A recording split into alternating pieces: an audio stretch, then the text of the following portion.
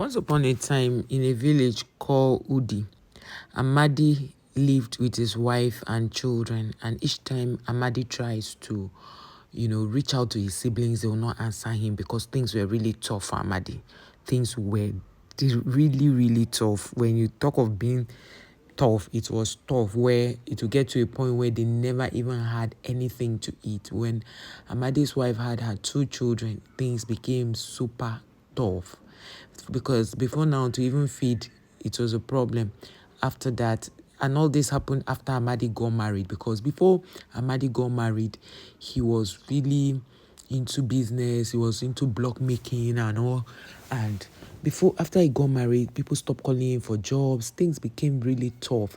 And then the wife was very supportive. She would go out, buy oranges, sell.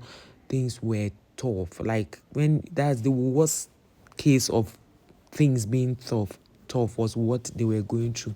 So Amadi would call his siblings to at least just hear him out. They will not pick his calls. They were forming busy. Amadi's wife will just encourage him that you should not worry, that everything will be fine. So one day, Amadi went back to where he used to work before, and he met one of his customers, and he was like, Amadi, where have you been? He said he's been around, that things have been very tough for him and his family. And the man now said, how come he never came back to the site to work? He said sometimes because of the way he looked, to even go out is a problem. He didn't want to be going out with people who knew him. So he goes out to only people who don't know him so that he can ask for jobs. And people kept turning him down. So the man told him, no problem, Amadi, you can resume work now. Come back to site, work. Whatever you work, you'll be able to, earn. Amadi was like, okay, no problem. He came, worked. So on that site, they were actually making interlocking stones and other things to take to another site where they are building. And when they got to that particular site, Amadi was like, wow, that he didn't know that they have gone so far like this, with more people, like more clients joining their patronage and all of that. Amadi, now when they was working and working, so what the owner of that property, the other side they went to, now visited the place and saw that Amadi was very hardworking. He was up and down doing stuff, and even the ones he didn't tell them to do, Amadi would do it. So the man now asked Amadi, how are you doing? Well done, young man. What's your name? He told the man his name. The man now said, you speak so well. Where do you come from? He says he's from this community. The man now said, oh, that's good. And he then said he saw that for the past few days he's been here, he's been working, like other people who work and get paid for what they work for, but he does, a different work kind of. He does excellent jobs, and he likes the way his interlocks are coming out, because Amadi also was producing the interlock while others were producing, and when it gets dry, they will lay. That's what they were doing.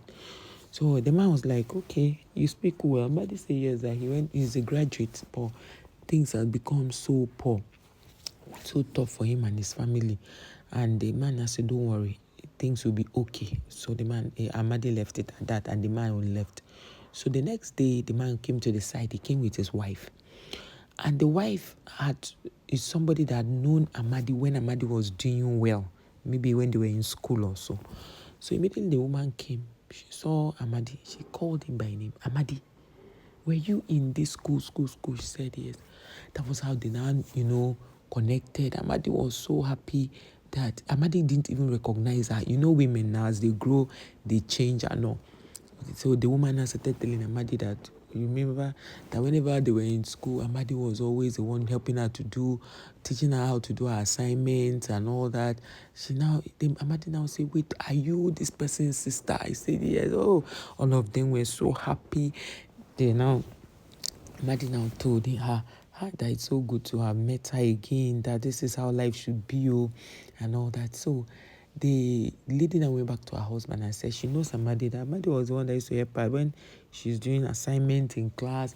She's the one that Amadi used to help her to put her through on what to do, that they went to the same university. The husband said, are you serious? He said, yes, Amadi went to the same university, just that life has not been fair to him. The husband said, then we should look for something and fix him up now if he went to the same university with you. So the man called Amadi. Amadi, have you done your youth service? He said, yes, that many years ago, but no job. So the man now said, no problem. He now asked Amadi, can you be a security man? He says, sir, that anything he can do right now to put food on the table for his children is ready. The man said, Amadi, you are going to go far in life. Because for some people, if I ask them, can you do security work? They will say, no, they can't do it. But you will go far. I see you like someone who will go far. When this man took Amadi to their company, the company is actually an oil servicing company. They did not give Amadi the post of a gate man because, number one, he was humble. Number two, he accepted the job and did not question anything. He said he wanted to put food on the table. They gave Amadi the clerk in the office. So immediately, Amadi got that clerk, position. Amadi put in his best. So when they asked Amadi how much they will pay him, Amadi said, he doesn't know. He went to the man and said, how much do you think they should pay me? Because the HR reached out to Amadi and said, how much do you want to be paid? So he went to the man and told the man. The man said he should tell them 500,000 so that they can negotiate it. So when Amadi went there, he told them 500,000 because he was even scared to mention the money because clerk, not that it's even normal, because they are security men, they pay them very well from 150K. So when Amadi said 500,000, then I say no, that can they make it 400? At least you should collect 400. Amadi in his mind said, company that he just came to, he has not done anything, they are offering him 400K. Amadi said it's okay, that he could start from somewhere. It doesn't, that money is not everything. So when he said that thing, the HR person now said, for this man to ascend, money is not everything. That's how Amadi now took the job extra. Everything Amadi did, everything Amadi will be there. When they're having staff meeting, Amadi will come set out the whole place. He will ensure that everybody's file is ready. Amadi was doing everything. The HR job was very easy for them because Amadi was doing everything, dotting the I's and all. Before you knew it, they paid Amadi the first salary. Amadi got a small place for himself and his family. They brought in his family. They now came. Immediately, the siblings said that Amadi has started working. Like, he now lives in a presentable house. He now lives in a place where people can at least, be proud of him and all. That was how they started calling Amadi. From nowhere, all the siblings started calling Amadi. Amadi was wondering, asked the wife, what is going on? Is this how life is?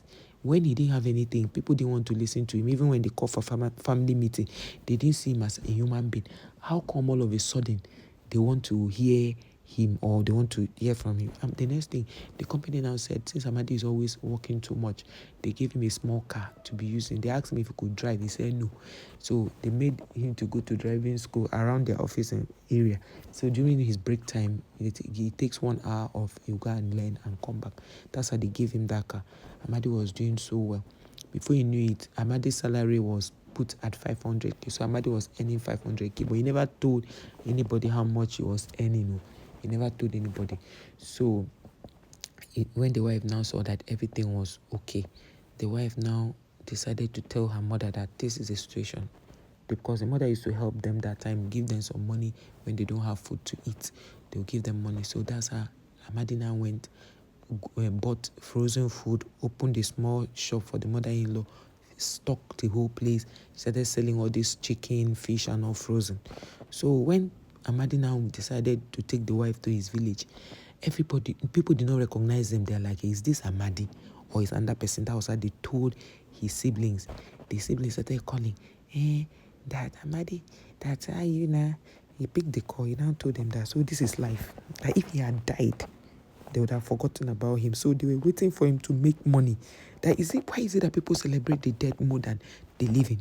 That they are waiting for him to die before they will come and bury him and be sharing money to people and cooking food. That because he didn't have money, they treated him the way they did. So they now started apologizing. Amadi now told them where he works. They couldn't believe it. They couldn't believe where he was working. That was how Amadi and his wife stayed together. They forgive everybody that did that to them, and they brought peace into the home. They are now living as one family. People, they could call each other to check on each other. The bottom line is, do not underrate anybody. Life can happen to anybody. Some ex-governors, ex-senators today are begging for food to eat. Some of them cannot even afford medical bills. Don't underrate somebody because of their present situation, because nobody knows tomorrow, especially family members. Don't do that to them.